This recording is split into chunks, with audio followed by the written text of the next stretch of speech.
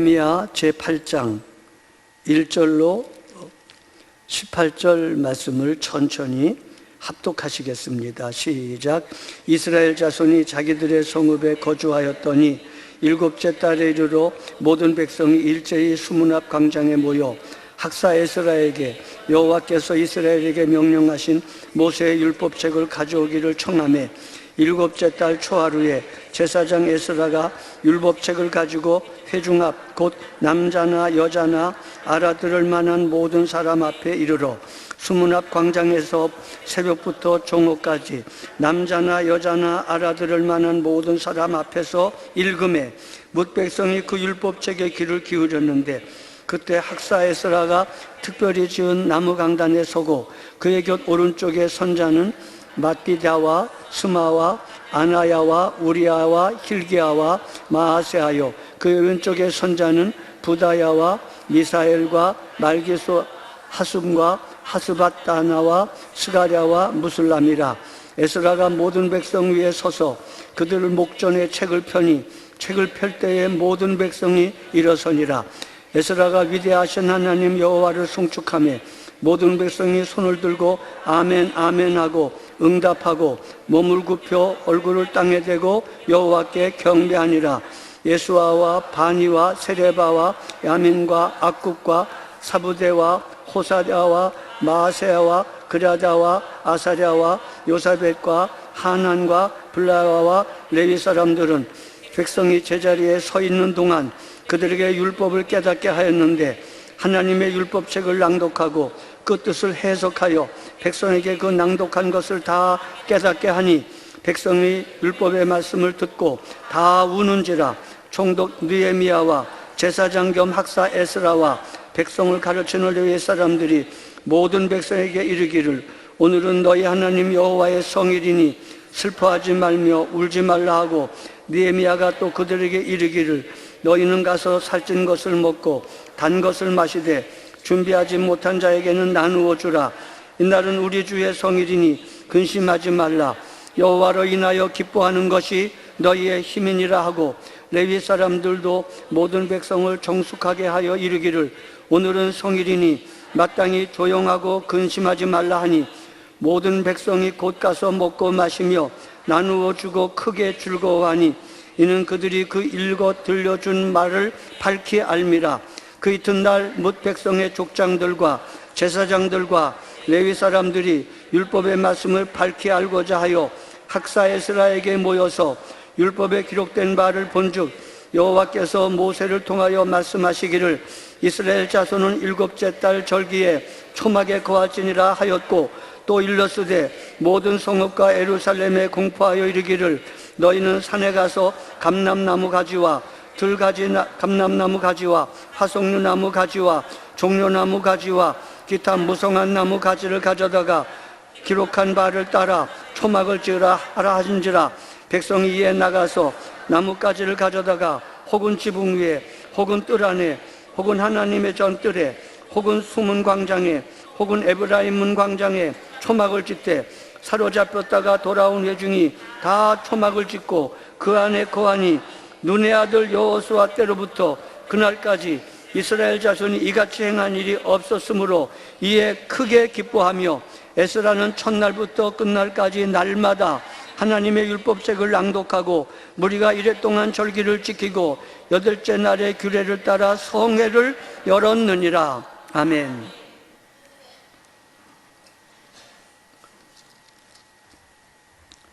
지난 수요일까지 느헤미야 7장 말씀에서까지 무너진 예루살렘 성벽을 건축하고 불타버린 성문을 다시 고치고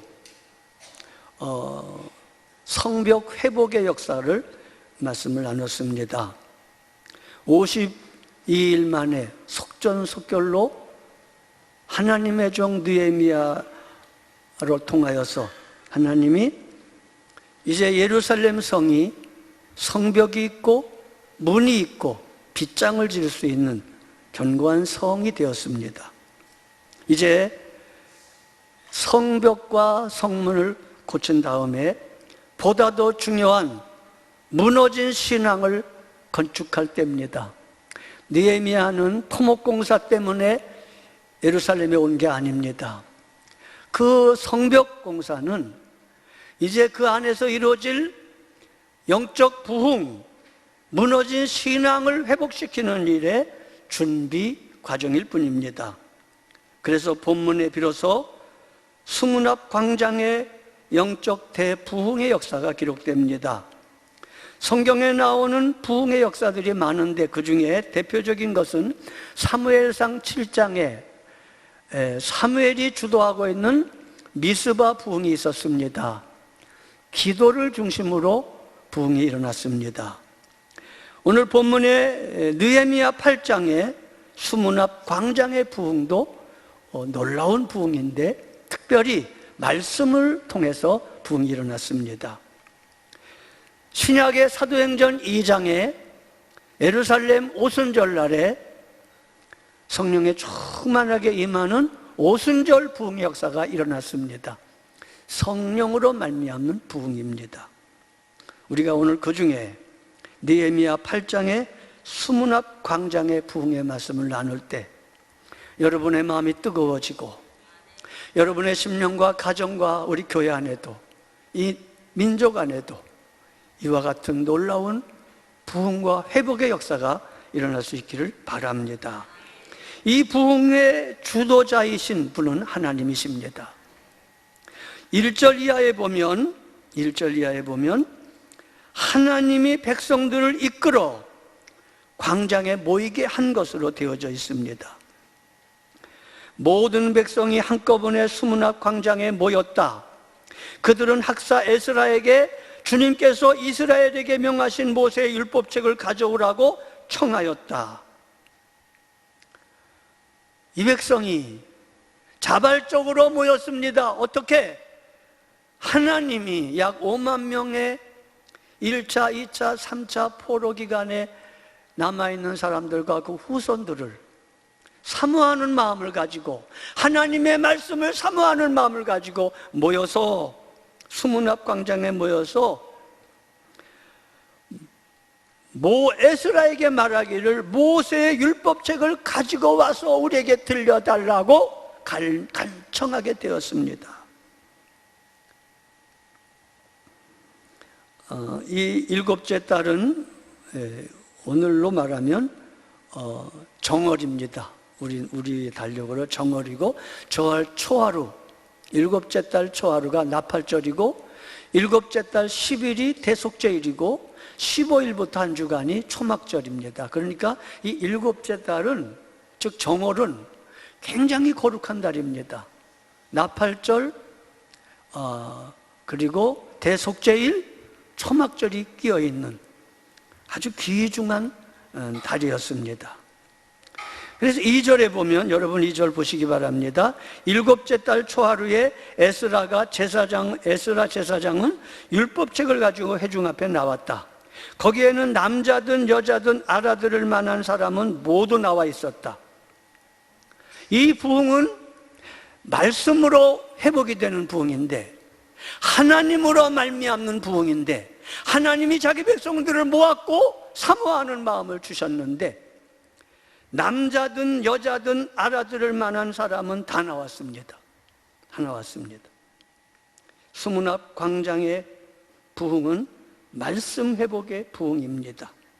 심령의 부흥은 하나님의 말씀에 갈급한 마음으로부터 시작이 됩니다. 하나님의 말씀을 깨달았을 때 모든 것이 회복됩니다.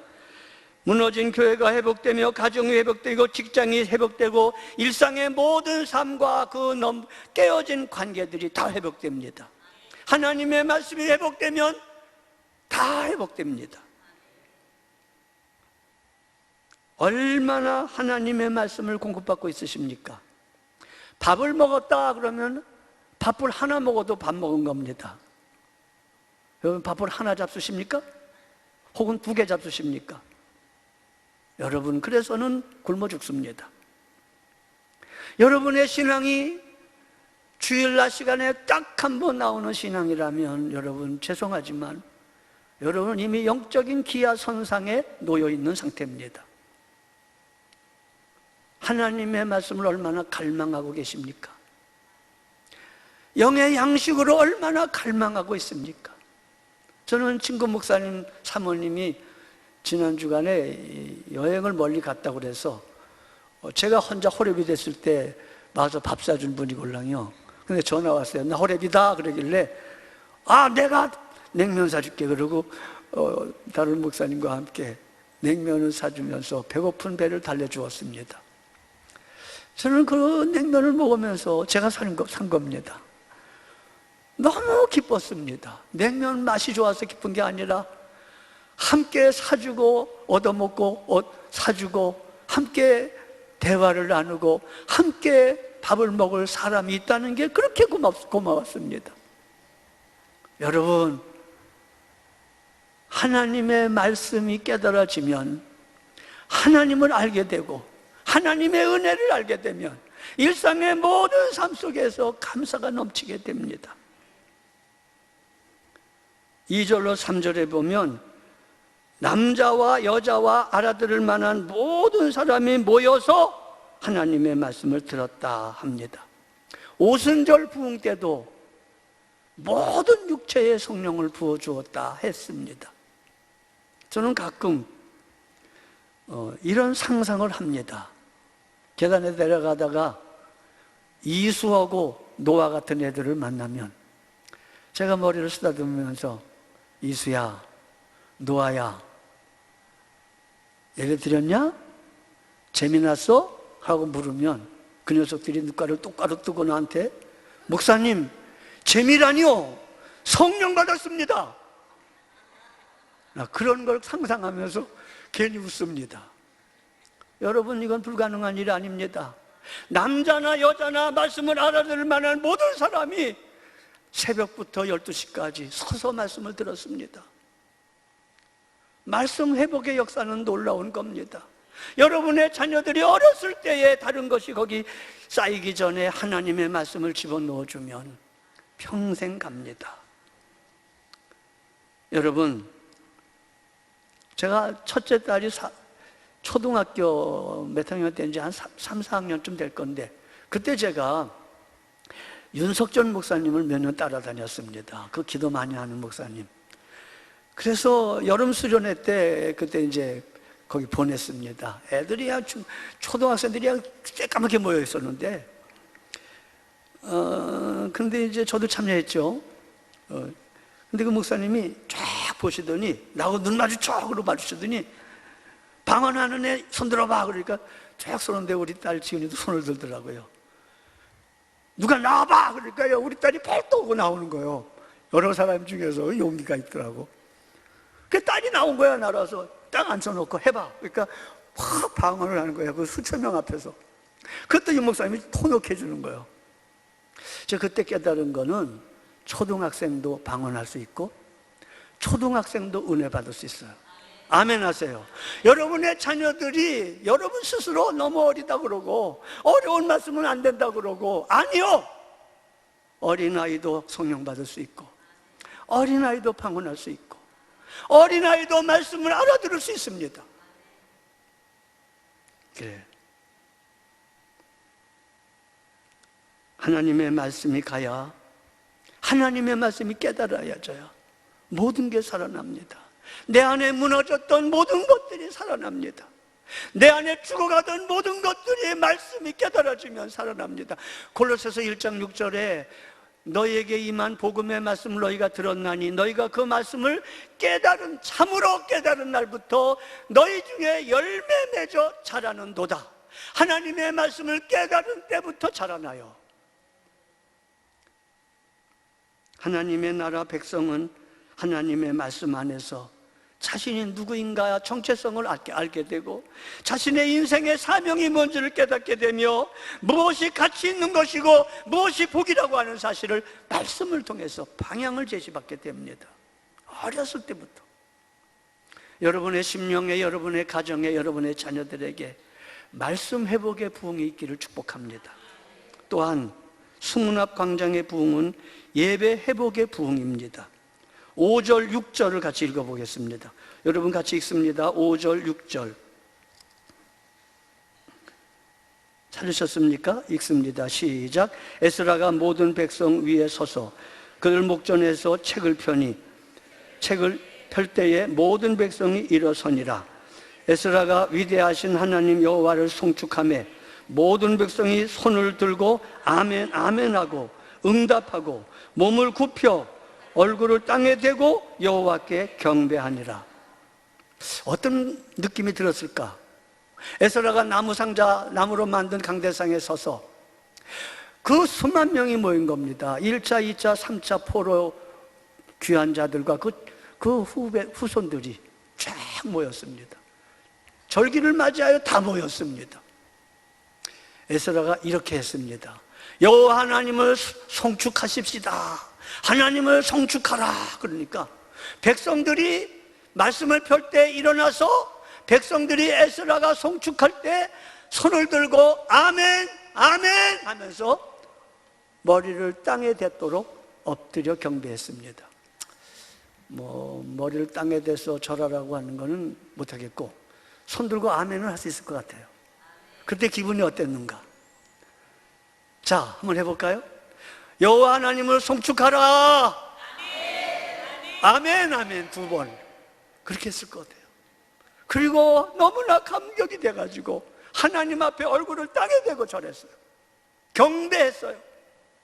말씀이 회복되며 하나님의 은혜가 깨달아지고 하나님을 사랑하는 마음이 생겨서 하나님의 임재를 느껴서, 말씀이 있는 곳에 하나님 계셔요. 하나님의 임재 앞에서 살아계신 하나님이 동서남북이 어딘지는 모를 거예요. 그러나 하나님 앞에 아멘 아멘 하며 얼굴을 땅에 대고 경배했다 했습니다. 놀라운 일입니다. 예배가 회복되는 은혜였습니다. 수문앞 광장의 부흥은 예배 회복의 부흥입니다. 말씀이 회복되니 거기에 따라서 예배가 회복됐습니다. 위대하신 주 하나님을 찬양하며 경배하고 송축하자 모든 백성이 손을 들고 아멘 아멘 응답하고 땅에 대고 경배했습니다. 얼굴을. 예배는 영이신 하나님 앞에 엎드려 절하는 겁니다. 예배는 하나님 앞에, 말씀 앞에 아멘 하는 겁니다. 제가 DTS 8기로 훈련받았습니다. 99년도에. 여러분 그 동급생들이 있는데 제가 지금 기억하는 분은 대전에서 열방교회라고 하는 개척교회를 목회하셨던 목사님이 계셨습니다. 그분과 그 사모님이 같이 참여하셨습니다. 이 말씀을 여러분 다 들으시길 바라고 목사님 사모님 되시는 분들도 들으시기 바랍니다. 이 목사님과 사모님이 독특한 게 강사가 강의를 할 때마다 그 사모님이 아멘 아멘 그래요. 왜 아멘을 한 번 하고 저렇게 2번을 경망스럽게 하나. 근데 할 때마다 아멘 아멘이야. 그래서 제가 물어봤어요. 사모님, 교회에서도 그래요?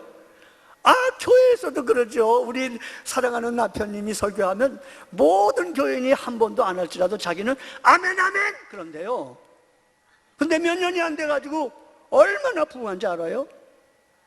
들을 게 있는 분 들으시기 바랍니다.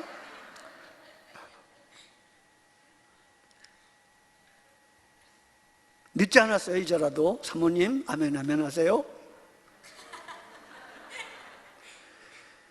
목사가 좋은 점이 말 대꾸 안 하고 그냥 내가 막 일방적으로 말할 수 있는 게 너무 좋아요. 근데 아무튼 에스라가 말씀을 증거하며 하나님을 높일 때 온 백성이 아멘하며 엎드려 경배하는 진정한 예배가 회복됐어요. 여러분, 뭐가 복입니까? 예수 믿는 게 복이고 예배 드리는 게 복입니다.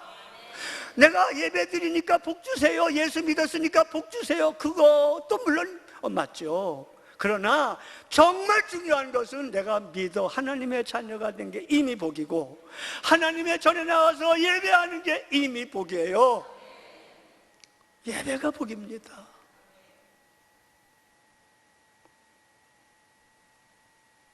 하나님의 임재를 경험하는 순간 누가 하라고 시키지 않았는데 다 아멘 아멘 하고 엎드려 절하는 겁니다. 예배를 귀히 여기셔야 돼요. 여러 가지 프로그램을 다 해도 예배가 실패하면 아무것도 아니에요. 교회 생활은 핵심이 예배요 말씀입니다. 예. 서양에서는 이렇게 설교를 들을 수 있어요. 서양 사람은 다리가 길어서 이렇게 다리를 꼬고도 들을 수 있어요. 근데 일반적으로 한국에서는요, 그러면 좀 무례하게 느껴집니다. 뭐 그렇다고 지옥 가지는 않습니다만은, 또 몸이 불편한 분은 그렇게도 해도 돼요. 그러나 여러분, 마음과 몸과 뜻과 정성을 다하여 주님을 사랑하는 마음을 가지고 집중하며 아멘하며 예배 똑바로 드리는 것, 그 사람의 믿음과 그 사람의 모든 신앙의 수준은 예배의 수준을 능가하지 못합니다. 예배하면 잘 드림으로 생애가 바뀌어집니다. 수문학 광장의 부흥은 눈물의 회복이었습니다. 눈물의 회복이었습니다. 9절 같이 읽어보겠습니다. 9절 같이 읽습니다. 시작. 백성이 율법의 말씀을 듣고 다 우는지라. 여기까지. 백성이 율법의 말씀을 듣고 다 울었어요. 만류하지 않으면 안 될 정도로 다 울었어요. 느헤미야도 만류하고 에스라도 만류하고 레위 사람도 만류할 정도로 다 울었어요. 왜 울었을까요? 말씀 앞에 자신의 모습이 드러났어요. 내가 너무나 말씀과 다른 삶을 살았구나. 내가 언약을 배반했구나. 내가 신명기 28장 1절로 14절처럼 살지 않고 15절부터 68절까지 살았구나라는 말씀 앞에서 자기 모습이 드러나서 가슴 아파서 울었을 거예요. 또 예루살렘 성벽을 건축하고 이렇게 모여서 하나님의 말씀을 듣고 예배할 수 있고, 그렇기 때문에 너무 고마워서 이런 나를 용서하시고 불러주시고 자기 백성 삼으신 하나님의 은혜에 고마워서 울었을 거예요. 그게 막 섞였을 거예요. 회개의 눈물과 감사의 눈물과, 아마 자기 아는 사람이나 친구들 중에서 아직도 하나님을 모르는 사람이 있으면 안타까운 마음으로 사랑과 동정의 눈물도 흘렸을 거예요. 제가 존경하는 워치맨이 형제님은 그의 12강줄이 가득히라는 책에서 귀하도다 눈물이요 라는 말씀을 전했습니다. 귀하도다 눈물이요. 인간의 몸에서 나오는 액체 중에 가장 귀한 것이 눈물이라고 합니다. 사랑의 눈물, 동정의 눈물, 회개의 눈물, 감사의 눈물. 이 눈물이 있는 사람은 그 눈물 속에서 심령의 습기가 되어 하나님의 말씀의 씨가 자라납니다. 습기가 없으면 씨가 자라지 못합니다.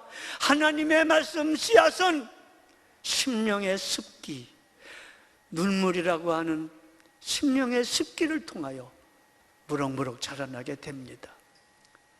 눈물이 회복되는 부흥이 수문학 광장의 부흥이었습니다. 자기 모습을 깨닫고 하나님의 사랑을 깨달아 회개와 감사와 사랑의 눈물이 가득하게 되었습니다. 그래서 레위 사람들과 제사장들과 지도자들과 느헤미야가 부지런히 만류하고, 오늘은 초막절이요, 오늘은 명절이요, 오늘은 성일이니 울지 말아라, 울지 말아라. 우니까 위로한 거예요. 울지 않는데 위로는 없습니다. 하나님의 말씀이 회복되고 예배가 회복되니 마음이 깨어지고 감격이 넘치고 마음의 발로로서 눈물이 나온 거예요. 눈물. 수문학 광장의 부흥은 기쁨 회복의 부흥입니다. 그 후에 기쁨이 왔습니다. 눈물을 흘리며 씨를 뿌리고 눈물을 흘리며 회개하며 눈물을 흘리며 감격할 때에, 예배할 때에 하나님이 위로해 주시고 기쁨을 주셨습니다. 10절로 12절 같이 읽어보겠습니다. 시작.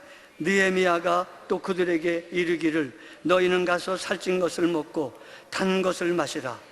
준비하지 못한 자에게는 나누어 주라. 이날은 우리 주의 성일이니 근심하지 말며 여호와로 인하여 기뻐하는 것이 너희의 힘이니라. 자, 여기까지. 이 10절의 유명한 말씀입니다. 옛 번역에는 여호와를 기뻐하는 것이 너희의 힘이다. 잘 묵상하셔야 됩니다. 하나님을 기쁘시게 하는 것, 그게 아닙니다. 그런 뜻이 아닙니다. 물론 하나님을 기쁘시게 하는 게 중요하죠. 그런데 하나님이 여러분 때문에 기쁜 것, 그 얘기가 아니라 여러분이 하나님 때문에 기쁜 것, 그 얘기입니다. 시편 37편 4절에 또 여호와를 기뻐하라, 그리하면 그가 네 마음의 소원을 이루어 주시리라. 하나님을 기뻐하는 겁니다. 이게 경건의 핵심입니다. 예수님 내 주여 내 중심에 오소서, 주님 한 분만으로 만족하옵니다. 주님을 기뻐하는 거예요. 여호와를 기뻐하는 것이 너의 힘이다. 이게 무슨 내용이냐 하면요, 이스라엘 백성들이 40년 동안 광야를 지나 마침내 여호수아의 인도로 가나안 땅에 들어갔습니다. 가나안 땅에 들어가서 보니까 거기에 농경사회가 이루어지고 거기에 우상이 바알과 아세라, 이 바알과 아세라는 풍요와 다산의 신입니다. 이 농경사회 가나안 땅의 모든 이방인들이 풍요와 다산을 빌면서 바알과 아세라를 숭배했습니다. 이스라엘 백성들이 40년 광야에선 하나님으로만 살았었습니다. 농사 짓지 않았습니다. 노동하지 않았습니다. 하늘의 만나로 그냥 거둬들였습니다. 반석의 샘물로 그냥 마셨습니다. 옷도 헤어지지 않았고 신발도 닳지 않았습니다.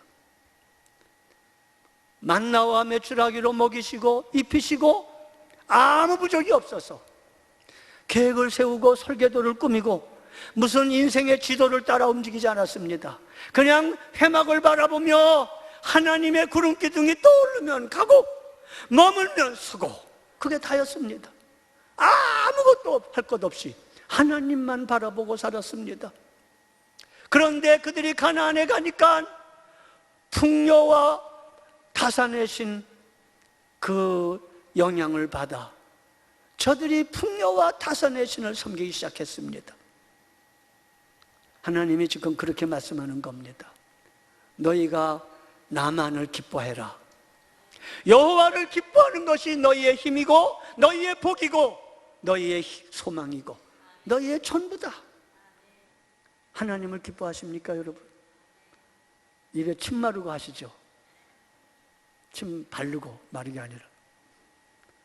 여러분, 까놓고 얘기해 보십시다. 우리가 어디 하나님 기뻐합니까? 돈 기뻐하지. 하나님을 기뻐하더라도 돈 주는 하나님이기 때문에 기뻐할 때가 많잖아요. 아니 뭐 아무데나 가르치면 안 되죠. 하나님을 기뻐하지만 그분이 내게 복을 주셔서 그 복이 좋아서 하나님 기뻐하는 거 아니에요, 솔직히.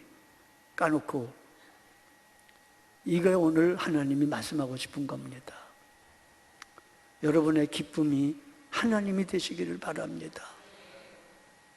이 세상의 풍요와 다산을 기뻐했던 것은 이방인들이었습니다. 하나님의 백성은 하나님만 기뻐하면, 하나님만 쳐다보면 그분이 모든 것에 모든 것이 다 되셔서 공급하시고 지키시고 보호하시고 인도하시고, 광야 40년 동안 부족한 것이 없이 하나님만 바라보면 됐던 게 이스라엘 백성들의 여정이었습니다. 근데 가나안에 들어와가지고 그거 잃어버렸습니다. 풍요와 다산의 신을 따라 바알과 아세라, 맘몬, 창세기 14장에 소돔, 그런 것으로 행복하려고 그랬습니다. 심지어 여호와 하나님까지도 그런 것을 주시는 하나님으로 인정하고 그것 주면 감사하고 그거 안 주면 원망했습니다. 욥은 그렇지 않았습니다. 욥과 아브라함이 비슷한 시대의 사람입니다. 욥은 모든 걸 다 가져가도 마귀의 유혹을 따라서 하나님과 마귀가 시험했습니다마는 모든 게 다 없어져도 하나님 때문에 하나님을 기뻐하며 경배했습니다. 아브라함도 그랬습니다. 이삭을 모리아산에 번제로 바치라고 하는 말씀은 뭘 기뻐하느냐를 묻는 겁니다. 뭘 기뻐하느냐? 무엇이 내 인생의 목적이냐? 풍요와 타산이 아니라 하나님입니다. 이 세상의 풍요와 자산은 주시면 다스릴 거요, 안 주셔도 아무 문제 없습니다. 하나님만 바라봅니다. 그겁니다, 여러분. 그겁니다. 그것이 있어야 하나님을 기뻐하는 자로서 힘을 얻게 됩니다. 그것이 있어야 빌립보 4장 13절에 내게 능력 주시는 자 안에서 모든 것을 기뻐할 수 있습니다. 그것이 있어야 데살로니가전서 5장 16절로 18절이 주인공이 될 수 있습니다. 말씀이 회복되고 예배가 회복되고 눈물이 회복되며 하나님의 기쁨, 하나님을 기뻐하는 기쁨, 다 없어도 하나님 있으면 오케이, 다 가져도 하나님 없으면 안 돼, 이게 회복됐습니다. 쉽게 생각하지 마세요. 이건 어려운 겁니다. 초막절에 말씀드릴 때 또 얘기할 겁니다. 여러분은 무엇 때문에 기뻐하십니까? 무엇 때문에 감사하십니까? 무엇 때문에 원망하고 속상해 하십니까? 하나님을 기뻐하면 그분은 결코 떠나지 아니하시니 그 마음의 소원이 항상 이루어지게 됩니다. 수문학 광장의 부흥은 이렇게 말씀의 부흥이요, 예배의 회복이요, 기쁨의 눈물의 회복이요, 기쁨의 회복입니다. 수문학 광장의 부흥은 지도자의 부흥입니다. 지도자의 부흥. 13절 이렇게 되어 있습니다. 여러분 눈으로 보시죠. 그 이튿날 백성의 족장들과 제사장들과 레위 사람들이 율법의 말씀을 밝히 알고자 에스라에게 찾아 모였다 그랬습니다. 이제까지 온 백성이 은혜를 받았는데 그 이튿날 백성의 지도자들이 함께 에스라에게 찾아가서 하나님의 말씀을 더 깊이 더 밝히 알고자 에스라에게 가서 말씀을 배웠습니다. 이제까지의 부흥의 대상은 백성들이었는데 이제 지도자들이 하나님의 말씀을 깊이 다루게 됩니다. 지도자가 살아야 백성이 삽니다. 그 집에 가장이 살아야 그 집이 살아납니다. 어머니 아버지가 살아야 자식이 살아납니다. 교회 사역자들이 살아나야 교회가 살아납니다. 속장이 살아야 속회가 살아나고 목자가 살아야 목장이 살아납니다. 사랑하는 여러분, 등소평이라는 사람 아십니까? 마오쩌둥, 모택동에게 핍박을 받아 여러 번 죽을 뻔했고 그 홍위병 사건 때에 그 등소평 아들이 매맞아 죽었습니다. 키가 150cm 조금 넘었습니다. 아마 여러분 중에 그렇게 작은 사람 없을 겁니다. 150cm의 작은 키. 저 시골에 어느 도시에서 태어나서 그래서 읍장이나 하고 한 100명 정도 거들인 채로 인생을 끝냈다면 10수억 명의 중화민국, 중국의 인구들이 굶어 죽었을 겁니다. 하나님이 그를 일으켜서 중국 대륙을 먹여 살립니다. 그가 한 유명한 말들 중에 대표적인 말이 흑묘백묘라는 말이 있습니다. 검은 고양이든 흰 고양이든 무슨 상관이냐? 쥐를 잡으면 된다. 이 공산주의와 다른 말입니다. 공산주의를 고집하지 않고 자본주의를 초청에 들어온 지도자입니다. 그로 말미암아 10수억의 중국의 백성들이 살아났습니다. 느헤미야와 에스라는 바사 제국의 관리였었습니다. 하나는 왕의 참모였고 하나는 왕의 술 따르는 관원이었었습니다.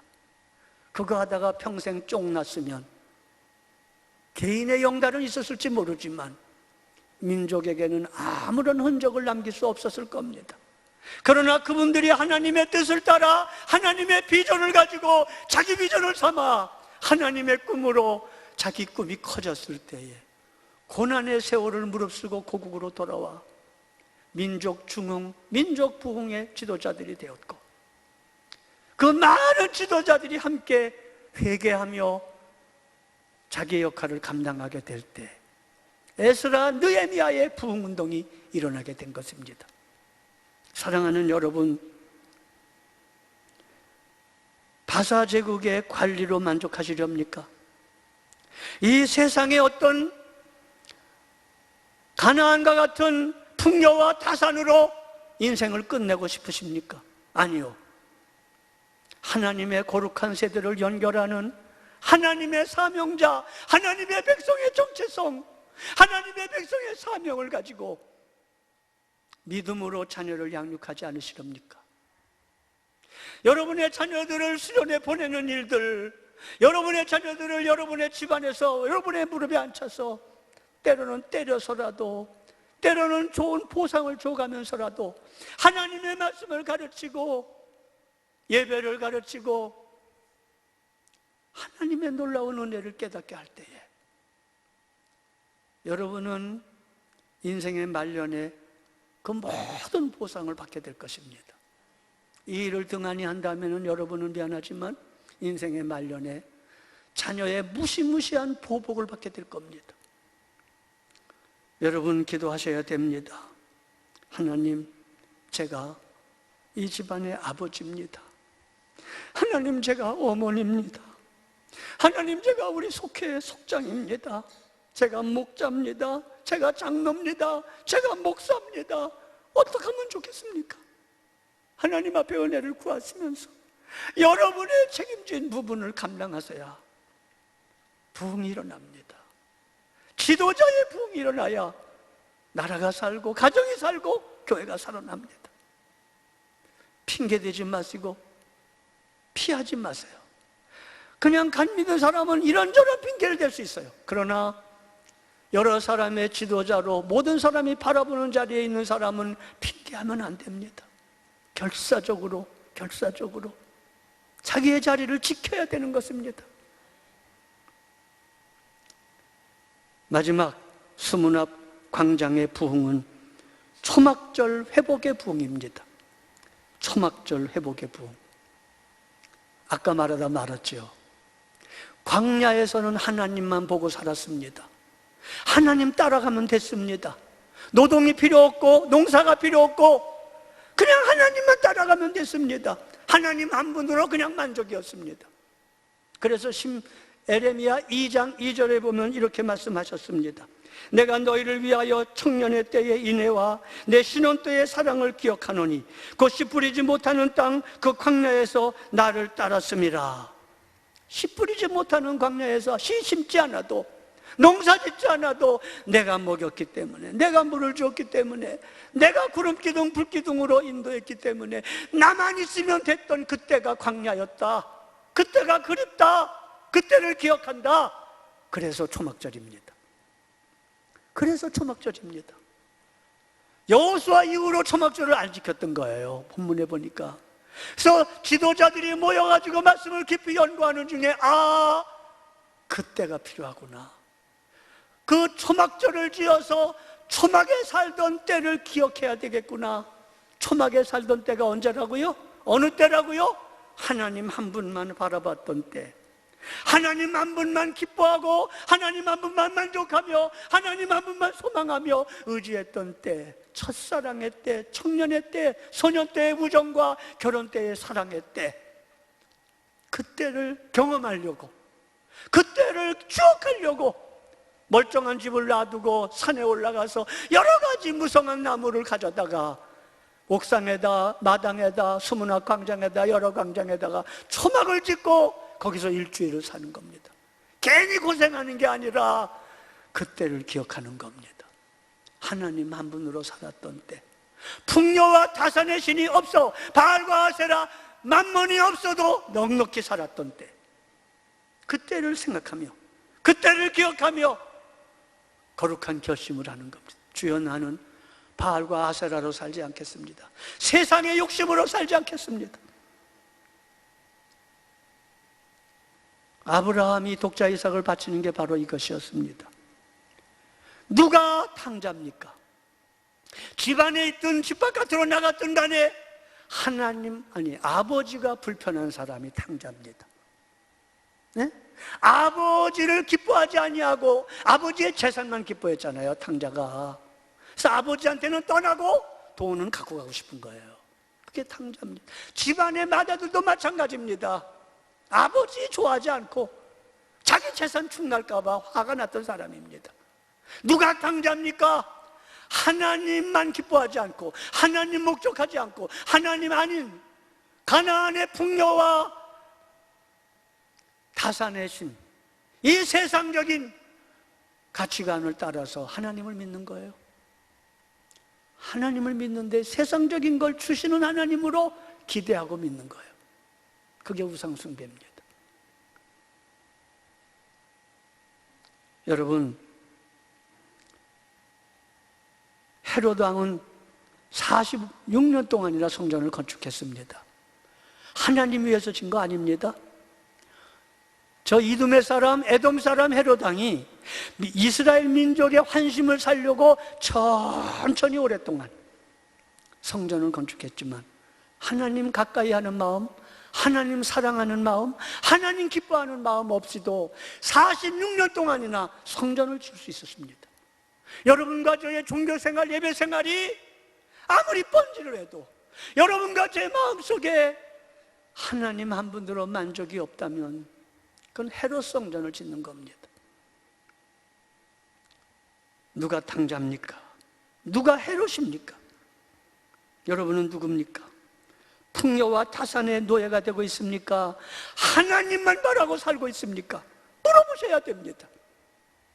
언제 수문학 광장에 붕이 일어났습니까? 성벽을 건축한 후에 일어났습니다. 먼저 무너진 성벽, 먼저 불탄 성문을 고쳐야 됩니다. 내 안에 무엇이 무너졌는가를 찾아내야 됩니다. 무너진 질서, 무너진 경계, 무너진 가치관, 무너진 관계를 회복해야 됩니다. 대적들이 마음대로, 마귀가 마음대로 드나들던 그런 문 없는 성읍 같은, 경계선 없는 성읍 같은 비참한 무너진 성이 되고 있지 않습니까? 세상의 영향력이 시도 때도 없이 마음 놓고 드나들고 있다면 바로 여러분의 마음이 무너진 성읍 아니겠습니까? 여러분만 그렇지 않습니다. 저도 그렇습니다. 하루에도 수시로 내 마음 하는 마귀 마음대로 악한 생각이 드나들고 있는데 믿음의 성벽을 건축하십시다. 7가지 그 문이 있는데 그 문의 건축을 3장을 가만히 보면 양문에서 쭉 성벽을 쌓아가지고 다시 양문까지 가는 겁니다. 양문에서 양문까지. 네, 요한복음 10장에서 보면 예수님께서 나는 양의 문이다.